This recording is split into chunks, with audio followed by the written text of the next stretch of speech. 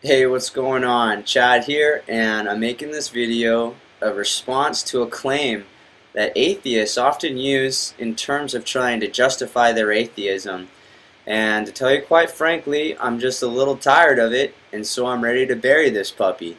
The claim goes like this. They say, absence of evidence is evidence of absence.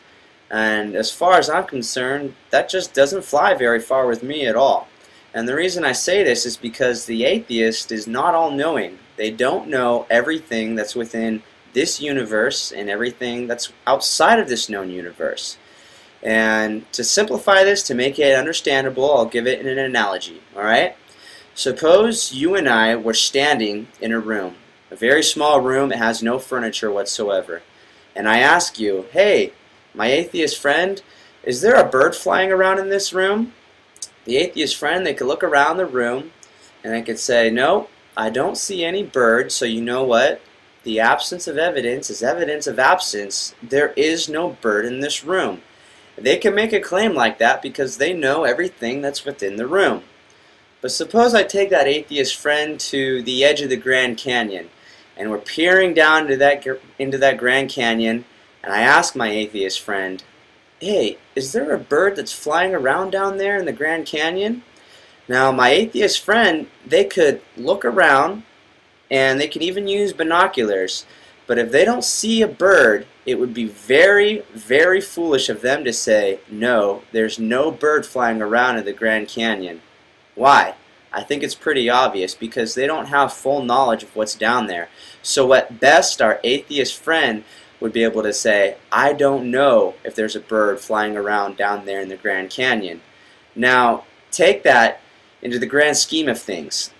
The atheist, to be an atheist, it's a claim of knowledge. It's a claim there is no God.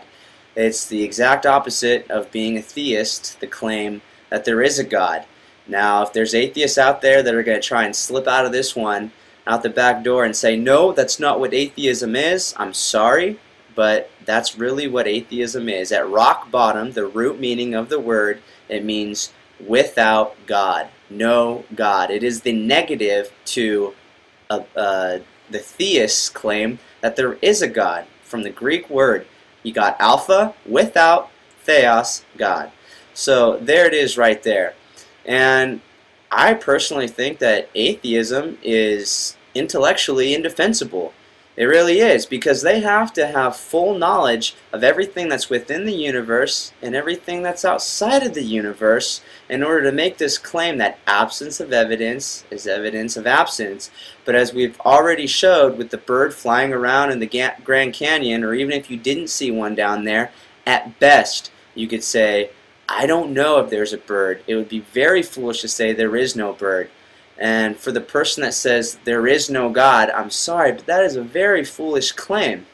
And I think it's funny because atheists, they like to try and claim the intellectual high ground, but they make such a logical fallacy. It's such a logical error to even try and say there is no God. Now, to wrap things up, there is a fella by the name of Bertrand Russell. He is a very famous philosopher.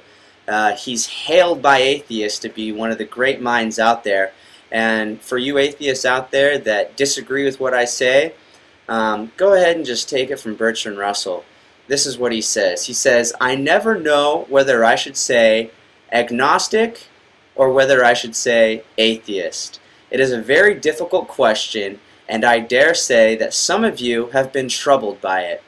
As a philosopher, if I were speaking to a purely philosophic audience, I should say I ought to describe myself as agnostic, because I do not think that there is a conclusive argument by which one prove that there is not a God. So don't take it from me, take it up with Bertrand Russell.